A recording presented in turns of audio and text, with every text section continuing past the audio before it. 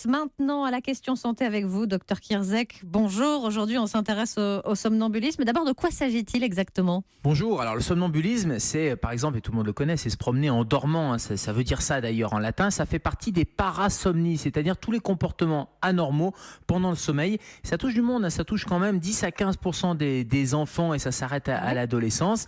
Alors on imagine quand on marche, les bras devant, les yeux fermés, mais c'est pas uniquement ça, il y a des formes à minima, c'est tout simplement s'asseoir, aller manipuler un peu les couvertures, tout ça dans son sommeil, et puis hop, se rallonger et se remettre à dormir. Mais il y a des comportements beaucoup plus complexes, notamment conduire une voiture, diriger un orchestre, alors évidemment sans les musiciens, ou écrire ses emails. Vous avez des somnambules qui vont se lever, écrire des emails de manière un peu mécanique et venir se recoucher, tout ça pendant leur sommeil. Et ça peut être dangereux, hein, ces crises de somnambulisme.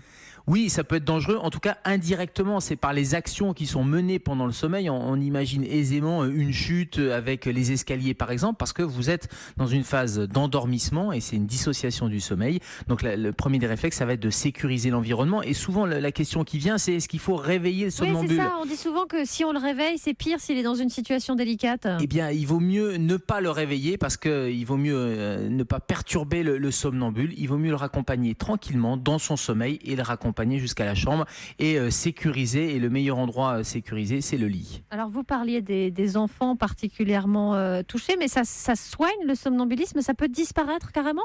Oui, ça peut disparaître spontanément. Alors ça se soigne, j'allais dire, le premier traitement, c'est on sécurise, on l'a dit, ça veut dire qu'il faut fermer tous les endroits qui sont dangereux pour les rendre inaccessibles. Si votre enfant, par exemple, est somnambule, il faut éviter les lits superposés, évidemment. Ensuite, on va pouvoir le soigner en agissant sur la qualité du sommeil. Ça veut dire favoriser les horaires réguliers. Et puis, il y a des systèmes de réveil programmés, parce que généralement, le somnambule, c'est souvent en début de nuit. Donc, quand on a repéré à peu près l'horaire, il faut le réveiller 15 à 20 minutes avant. Et puis, l'hypnose peut fonctionner. Et si vraiment, en dernier recours, on n'a pas le choix, il y a des médicaments comme les benzodiazépines ou certains antidépresseurs qui peuvent fonctionner. Merci, docteur Kierzek.